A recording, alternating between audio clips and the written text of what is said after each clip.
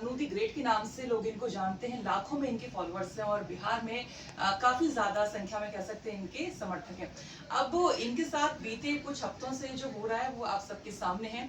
इनके जो पति हैं उन पर उन्होंने कई सारे आरोप लगाए हैं, कहा है कि इनके पति ने जो है धोखा इनको दिया है, शारीरिक और मानसिक प्रताड़ना की है, धर्म परिवर्तन करने का भी दबाव बनाया है।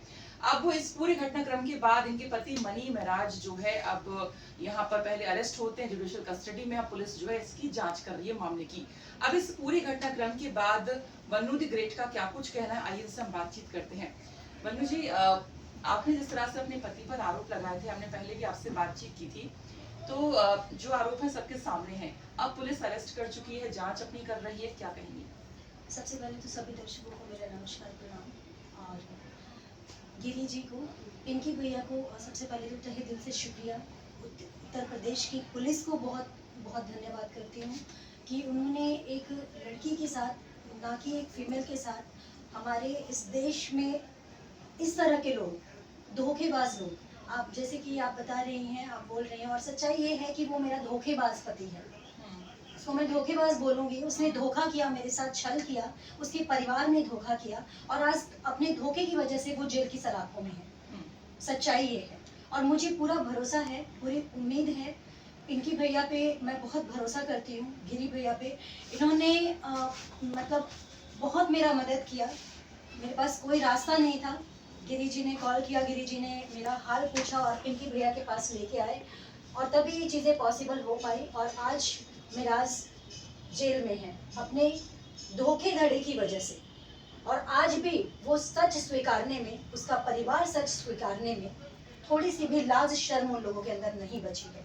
और वो ये नहीं जान रहे हैं, इस चीज़ को नहीं समझ रहे हैं कि ये चीज़ आने वाले समय में इनके पूरे परिवार के लिए बहुत घातक हो सकता है। क्योंकि इनको किसी ने अधिकार नहीं दिया है, किसी ने राइट्स नहीं दिया है कि किसी की बहन बेटी के साथ आप खेलें। मैं सच्ची हूँ, मैं सामने खड़ी हूँ। आप क्यों भागे? आपने जानवर बताया, रिश्ते के इनके साथ जानवरों वाला लगाव था। मुझे बताइए, जानवर को लेके एक ही होटल में, एक ही रूम में कौन रहता है ना? मैं इनके मतलब मुझे नहीं बोलना चाहिए, बट मैं इनके पिताजी से बोलना चाहूंगी, जो सदुर लगेंगे मेरे, अख्तर मियाँ। 8-8 बच्चे जन्म देना जानते हैं, क्या उनको सच बोलने की हिम्मत देना नहीं जानते हैं?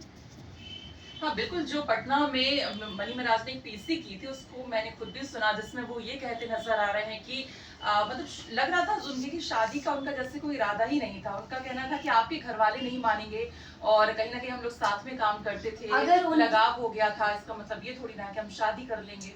तो एक रिकॉर्डिंग बहुत तेजी से वायरल हुई है और एक बीएम न्यूज़ करके चैनल है, आप उस पर सर्च कर सकते हैं। मेरे पिताजी से वो बंदा बात कर रहा है कोर्ट मैरिज के लिए और सारी बात हुई है कि आप चिंता मत कीजिए। मेरे पिताजी को शक था, मेरे पिताजी ये भी बोले कि मेरी बेटी के साथ तुम गलत तो नहीं करोगे आने वाले समय में, क्योंकि मेरी बच्ची की खुशी में मेरी खुशी है। उन्होंने ये शब्द बोला। तो इस आदमी का कहना ये था कि वन्नू अभी भी खुश है, आगे भी खुश रखूंगा और हमेशा खुश रहेगी। तो आज ये कैसे मुकर सकता है, ये कैसे बोल सकता है कि सिर्फ और सिर्फ लगाव था? तो मतलब आप लोगों की जो बातचीत थी कोर्ट मैरिज तक आ गई थी। एक तरफ तो आप लोग पहले से ही मतलब शादी करके घर में रह रहे थे जी, आपने 4 दीवारी के अंदर शादी कर ली, कोर्ट मैरिज भी करनी थी, लेकिन अब तो पलट रहे हैं, क्योंकि जो पीसी मैंने सुनी है तो उसमें तो साफ साफ पलट रहे हैं कि सिर्फ लगाव था और कुछ नहीं था। लगाव तो जानवर तो मैं तो कहती हूँ कि मेरी हाथ जोड़ के रिक्वेस्ट है सारी मीडिया कर्मी से, बिहार की मीडिया कर्मी से, जो बिहार से लोग देख रहे हैं। यहाँ के लोग तो पॉसिबल नहीं है, यहाँ की मीडिया नहीं जा सकती है और मीडिया का पूरा अधिकार है। आप उनके घर पे जाके उनके पेरेंट्स से पूछिए कि अगर रिश्ता नहीं था तो एक लड़की को, गैर लड़की को आप अपने घर में क्यों रख रहे थे? किसने ये अधिकार आपको दिया है? ये कानून कहाँ का है कि आप किसी गैर बेटी को अपने बेटे के साथ एक रूम में क्यों रखते थे? क्या मिशन था आप लोगों का? मतलब जिहाद कर रहे थे आप लोग या फिर कोई और चाल चल रहे थे? और चाल चल रहे थे तो इसका जवाब देना पड़ेगा। तो यही है ना कि उनकी भी रजामंदी थी। बिल्कुल रजामंदी थी। तभी उनकी जो माँ है रूम में किसी और को नहीं आने देती थी। मिराज और वन्नू एक साथ रहेंगे, क्या था उनके माँ बाप का क्या इरादा था? इसका मतलब ये और इसके माँ बाप सब मिले हुए थे। अब क्या आरोप लग रहा है, क्योंकि अब वो पुलिस जांच कर रही है, वकील क्या कुछ कह रहे हैं उनके? बस मेरी तो यही रिक्वेस्ट है और यही अपील करती हूँ, यही गुहार है मैं कि मुझे इंसाफ चाहिए, मुझे न्याय मिलना चाहिए और इन जैसे लोगों को कड़ी से कड़ी सजा मिलनी चाहिए। आज अगर मैं आवाज नहीं उठाती तो इन जैसे लोग ना जाने कितने लोगों की, कितने लड़कियों की जिंदगी खराब करते। आप जिस तरह से वो, जैसा हम बार बार पीसी की बात कर रहे हैं, क्योंकि लास्ट एक वही इनका वर्जन आया था पीसी के माध्यम से ही, जो वो कह रहे थे, एक तो लगाव की उन्होंने बात कही थी और हमने सुना समझौते को लेकर भी बात कर रहे हैं। हाँ, समझौते से पहले तो ये बोला जा रहा था फॉर्च्यूनर और क्या बोलते हैं, कुछ पैसों की कुछ कैश की। अब सुनने में आ रहा है कि 2 करोड़ की डिमांड हो रही है, वो भी मेरे ऊपर डाला जा रहा है। तो मतलब? मैं बताती हूँ, मैं 4 करोड़ आपको देती हूँ।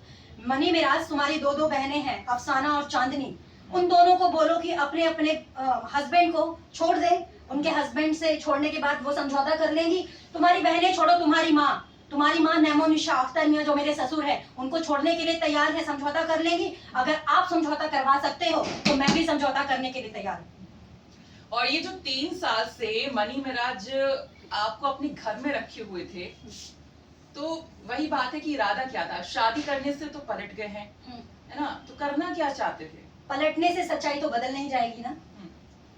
आप एक पत्थर को कहोगे कि नहीं ये पत्थर नहीं, ये मोम है, तो वो मोम नहीं बन सकता है। पत्थर है तो पत्थर है। आप किसी चीज को झुटलाने के लिए बहुत पैतरे यूज कर सकते हो, लेकिन सच्चाई नहीं बदल सकते हो। अगर आप सच हो तो पूरा परिवार सामने आओ।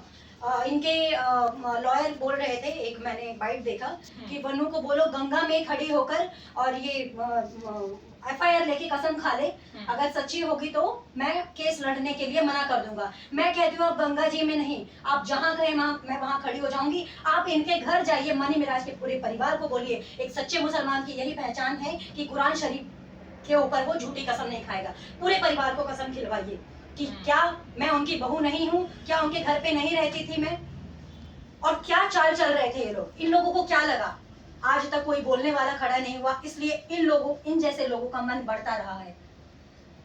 तो ऐसे मान लीजिए आपको 3 साल रखा, शादी का इरादा नहीं था, क्या ये किसी भी लड़की को अपने घर में ऐसे रख लेते हैं क्या? हाँ, क्या पता आगे की ऐसी कुछ प्लानिंग हो। मैं तो अंधी थी ना, मैं तो अंधी थी विश्वास पे। मैं लड़ती थी कि नहीं, सारे मुसलमान एक जैसे नहीं होते हैं, हर कोई एक जैसा नहीं होता है। आज मुझे तमाचा पड़ गया। बहुत बोलती थी सारे मुसलमान ऐसे नहीं होते, सारे मुसलमान ऐसे नहीं होते। क्या हुआ तुम्हारा, अब्दुल क्यों पलट गया? मेरे को ऐसे लोग कमेंट कर रहे हैं, मुझे ऐसे ट्रोल कर रहे हैं। हाँ, मैंने एक इंटरव्यू में बोला था आई हेट बॉयफ्रेंड वर्ड, मुझे बॉयफ्रेंड शब्द से नफरत है, क्योंकि बॉयफ्रेंड मेरा था ही नहीं, वो पति था मेरा, पति है मेरा। धोखेबाज तो वो निकला, धोखेबाजी उसके खून में है। गद्दार वो निकला, गद्दारी उसके खून में है। मैं बहुत रोई हूँ, पर अब मैं रोऊंगी नहीं, अभी ये लोग रोएंगे। और मुझे इंसाफ चाहिए, मुझे न्याय चाहिए, और मुझे पूरा भरोसा है कानून पे, मुझे पूरा भरोसा है पिंकी भैया पे।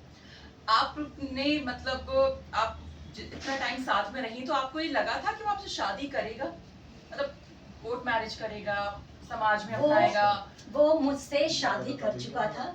ये एक कड़वा 4 दीवारी में तो कोई भी शादी नहीं, आप सही कह रही हैं। अगर यही चीज मुझे मालूम होती कि आगे जाके ये धोखा करेगा, तो क्या मैं ऐसा करती या कोई लड़की ऐसा करती, अपना 3 साल बर्बाद करती? ये 3 साल नहीं है, ये मेरी जिंदगी की बात है, मेरी जिंदगी का सवाल है। मेरे माथे पे जो कलंक लगा है, क्या इसके माँ बाप मिटा पाएंगे? ये मिटा पाएगा? ये मेरा 3 साल बोल के इन लोगों के लिए 3 साल आसान है, ये मेरी पूरी जिंदगी खराब की है इन लोगों ने। क्या ये मेरी वो तो बस इतना ही वो साथ में काम करते थे, वो तो अच्छा लगता था, लगाव हो गया था, मतलब शादी की तो दूर दूर तक वो बात ही नहीं कर रहा है। मैं मेडिकल से बड़ा कुछ नहीं है, मेडिकल जांच हो चुकी है। अभी तक तो ये बोल रहा था सिर्फ जानवर वाला वो था, रिश्ता था। अभी शायद उसमें जेल जाने के बाद सुनने में आ रहा है कि उसमें इसने बोला है पूछताछ में कि संबंध भी बने थे शारीरिक। अब इतना क्यों बोल रहे हो? अभी भी झूठ बोलो, अभी तो बहुत सारे झूठ आपके बाकी हैं। तो वो कहीं ना कहीं जो भी चीजें हुई है सबके सामने है, क्योंकि 3 साल कम नहीं होता है। 3 साल किसी के घर में रहना ये अपने आप में कहीं ना कहीं सच ही है। इसमें मतलब क्या ही सबूत चाहिए? नहीं, इनको सबूत की जरूरत है, तो सबूत भी है मेरे पास। और अभी तक तो सिर्फ नॉर्मल सबूत मुझे नहीं बोलना चाहिए, और ये अपेक्षा भी नहीं कर सकते हैं, क्योंकि जब एक इंसान कहते हैं ना, दूध से जला इंसान छाछ भी फूंक कर पीता है, मेरे साथ वो हुआ है। ठीक है, और मैंने जब इनके घर की हरकतें देखी, इनके घर में जो चीजें चल रही थी, तब से मुझे शक हुआ कि ये इंसान कभी भी पलट सकता है। मेरे पास एक वीडियो है जो मैं अभी नहीं दिखाना चाहती हूँ, वो कोर्ट के लिए मैंने रखा हुआ है, जिसमें ये इंसान फिल्म सेट पर इसके पिताजी की वजह से, इसके पिताजी मुकर जाते हैं, इनके पिताजी ने रोक के रखा होता है और मुझे ये दिलासा देता है कि हम काम करते हैं, आपको शादी मुझसे करनी है, मेरे पिताजी से नहीं, मेरे घर वालों से नहीं, संभालूंगा मैं, है ना। कोर्ट मैरिज हमें करनी है, हमें पब्लिक करना है, पब्लिक करना होता तो मैं कब का कर चुका होता, लेकिन हम लोग समाज में एक प्रतिष्ठित तरीके से करेंगे, इसलिए ये कोर्ट मैरिज हम लोग कर रहे हैं। तो अगर जैसे आप इसमें एक्शन नहीं लेती तो मान लीजिए आप कुछ नहीं बोलती या कुछ फ्रंट पे नहीं आती, तो आपको लगता है कि मनी मिराज में कुछ सुधार आता या आएगा, या आगे वो किसी लड़की के साथ ऐसा नहीं करेगा, उसको कितना जान पाएगा? मैं उम्मीद तो यही करती हूँ कि अब भी अगर ये इंसान नहीं सुधरा तो सिर्फ इसका विनाश नहीं, इसके साथ साथ इसके पूरे समाज का विनाश होगा, और ये तय है। और पिंकी भैया जैसे लोग ही ऐसे लोगों को सुधारने का काम कर रहे हैं। आज बहुत लोगों का कमेंट पढ़ती हूँ पिंकी भैया के मतलब उल्टा सीधा पिंकी भैया के लिए बोलते हैं, तो मैं उन लोगों को एक चीज बोलना चाहूंगी कि वो इंसान सिर्फ गलत इंसानों का विरोध करते हैं। उनको हर मुसलमान से प्रॉब्लम नहीं है, उनको बेईमान मुसलमान से प्रॉब्लम है। मैं आज भी बोलती हूँ, मुझे सभी मुसलमानों से कोई शिकायत नहीं है, लेकिन इनके जैसे मुसलमान, मनी मिराज जैसे मुसलमान, मनी मिराज के परिवार जैसे मुसलमान, मुसलमान नाम पे कलंक है, मुसलमान कौम के नाम पे कलंक है। बहरहाल पुलिस इसमें जांच करी और हिंदू रक्षा दल के जो अध्यक्ष और उनके सहयोगी हैं वो पहले दिन से जो है वनु दी ग्रेट का सपोर्ट यहाँ पर कर रहे हैं, और जो भी चाहे वो लीगल मदद हो, चाहे पुलिस की जांच में वहाँ सपोर्ट करना हो, चाहे मोरली सपोर्ट करना, वो लगातार यहाँ पर कर रहे हैं। तो उनसे भी हम यहाँ पर बातचीत करते हैं और देखते हैं कि आगे जो है इनकी जांच में क्या कुछ बातें निकलकर सामने आई है, पुलिस का क्या रोल अब तक का देखने को मिल रहा है, कितना पुलिस की तरफ से जो है जांच सही हो रही है, इस सब पर हम जो हिंदू रक्षा दल के अध्यक्ष हैं पिंकी चौधरी जी, उनके सहयोगी, उनसे भी हम बातचीत करेंगे। तो यहाँ पे हम कट